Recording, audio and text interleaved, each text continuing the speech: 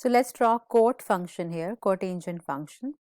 How do we do it? We do the same strategy. We draw a table of values and first we figure out what one cycle we want to draw, right? The period of cotangent function is also pi. That means we just need to draw one interval of the length pi. And I know that cot function is undefined at what values? The cot function is undefined at all integral multiples of pi. So cot function is undefined at 0, at pi, 2 pi and so on, negative pi and so on the left side. So I am going to just draw one cycle from 0 to pi, x between 0 to pi. There is no equality here because the function is not defined. So I am going to take table of values from 0 to pi and try to draw them. So I can get my one cycles graph and then I can repeat it over the periods. So at 0 the function is undefined, at pi also the function is undefined, so we don't have a point. At pi by 6 cot function at pi by 6 is root 3, cot of pi by 6 is root 3, which is approximately 1.73. So at pi by 6 it is approximately, if this is pi by 6, approximately 1.73. That's one of the points. At pi by 4 it is 1. So my point will be pi by 4, 1. Pi by 4 will be half of pi by 2. So this is my point at pi by 4. At pi 3 it is 1 by root 3. So that is approximately 0.58. So pi by 3, 1 by root 3. At pi by 3 is here somewhere, 0.58. At pi by 2, cotangent function is 0. The point will be at 0. At 2 pi by 3, cotangent function's value is negative 1 by root 3, which is approximately negative 0.58. So around here somewhere it is negative 0.58. At 3 pi by 4, the function's value is negative 1. So we have 3 pi by 4, negative 1.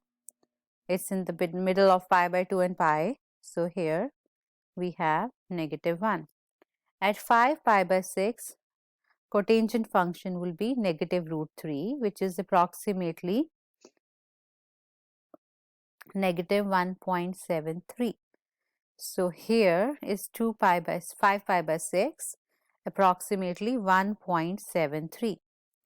So my curve, if I draw a curve through all these points, now what I know about 0, at 0 the function is undefined. That means at 0 this vertical line is the vertical asymptote of my cotangent function.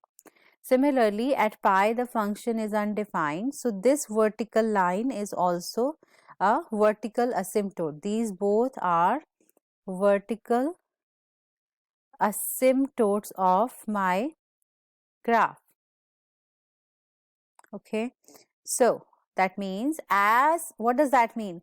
As x approaches this value, the function approaches infinity. So my graph is going to be approaching infinity here. It's not going to be touching that line. And then I clearly join these points like that. At pi again the function approaches infinity because there is an asymptote here. So my points were here. I drew a curve through those points. This has it's a smooth curve here. Let's try to draw it again. So it comes from here, it goes down. If my points are accurate on the grid, so my points are here. Okay, so you can see it here more clearly. These are the points.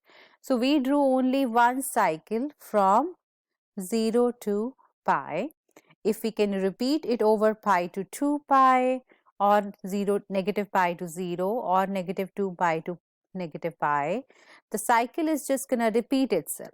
Okay, and where are the asymptote? All these pink lines at 0, pi and 2 pi, they all are vertical asymptotes.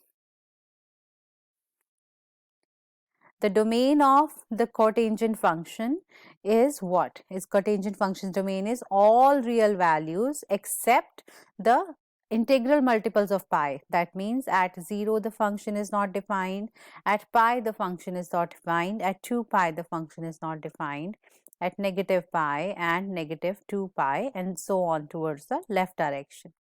Where are the vertical asymptotes? Vertical asymptotes are at pi by pi, the same points where the function is not defined, and then 3 pi and so on the left side 0, negative pi. These all are the vertical asymptotes of the cotangent function.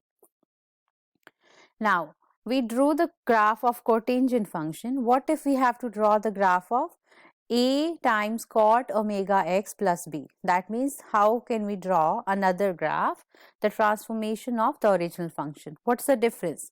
A again in the same case as the tangent function, there is no amplitude here. This just correct tells you there is no amplitude in the cotangent function. It just tells you how much is the vertical stretch of the function. Okay.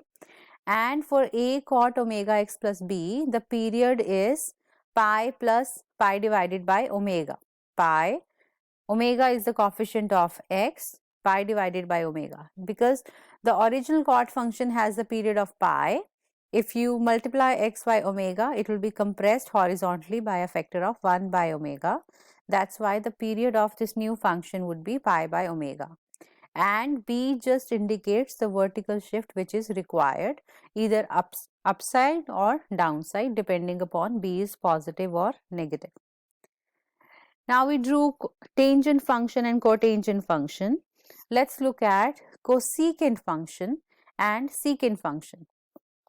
Cosecant function and the secant function I draw using the strategy that they are the reciprocal function of sine and cosine function. Let's look at the cosecant function first, right?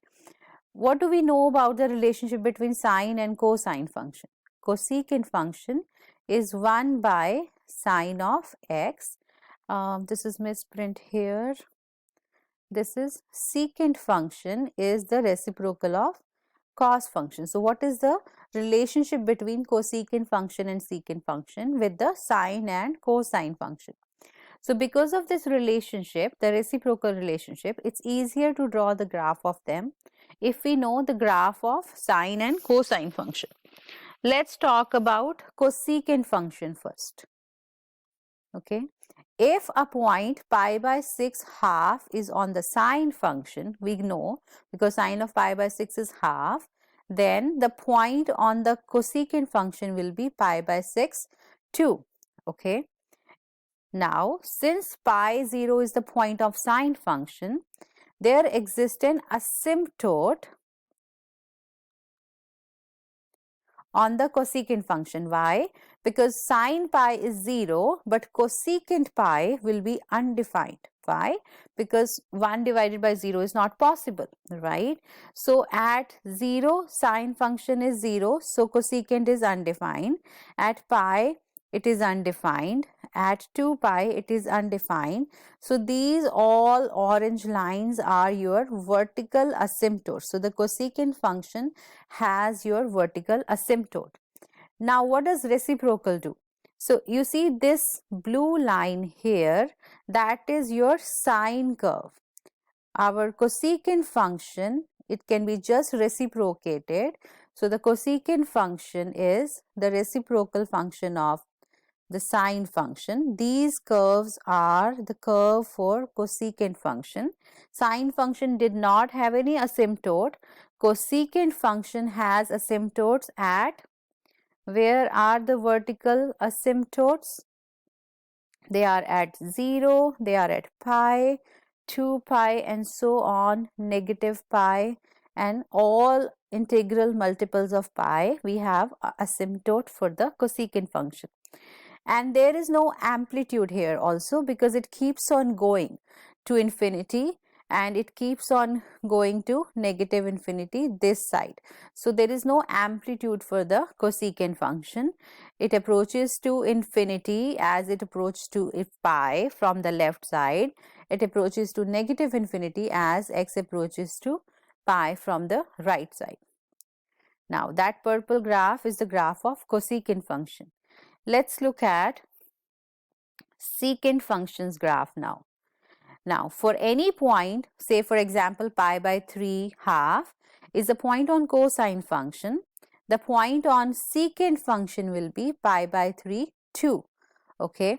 So, if we have pi here and pi by 2, pi by 3, then somewhere at 2,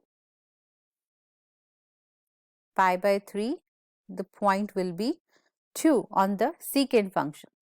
If there is a point pi by 2 0 on cosine function, then because it is 0, it will be undefined for secant function. That means there will be asymptote passing through x is equal to pi by 2. So, where are all the asymptotes? At all odd multiples of pi by 2, secant function is undefined.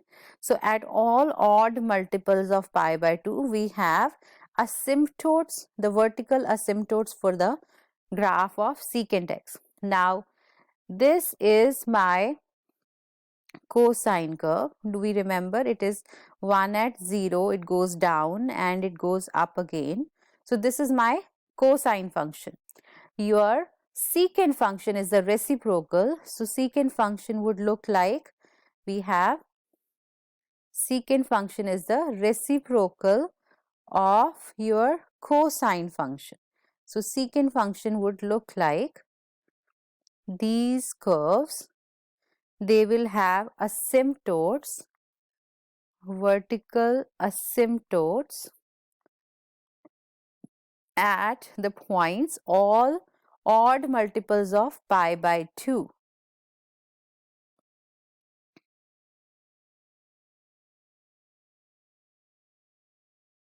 These are all the asymptotes where the curve, the secant x, does not exist. It's not defined. Now, the strategy is same. The value a in these functions is not the amplitude. Okay, there is no amplitude in cosecant and secant function. It just tells you the range of these functions.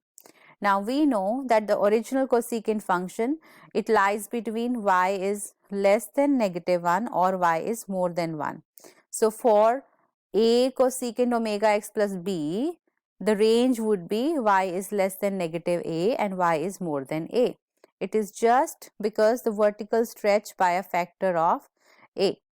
Similarly, because of the period sine and cosine, the period of cosecant omega x would be 2 pi by omega, and similarly the period of secant omega x would be 2 pi by omega.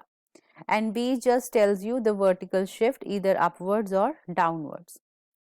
So, what if we have to plot this graph, negative cosecant x minus pi by 2? Now, what's the difference? The original basic graph is cosecant x. What's the difference from the basic graph to the new graph? X is changing to x minus pi by 2. That means the graph from original cosecant function moves right by pi by 2 units. Okay, and this negative sign outside, y is changing to negative y. So, that is just reflection across x-axis. So, when y changes to negative y, we just have reflection. That means reflection across x-axis. Let's see this on our desmos.com. Original curve, basic curve was cosecant x, that is this blue curve. When I subtracted pi by 2 from x, it moved right by pi units. Okay. When I'm gonna put a negative sign in front of it, let's see what happens. It should be reflected. So, let's delete the first graph. This was my moved right graph, the green, and then when I made it to purple by putting a negative sign, it got reflected on x-axis. So this purple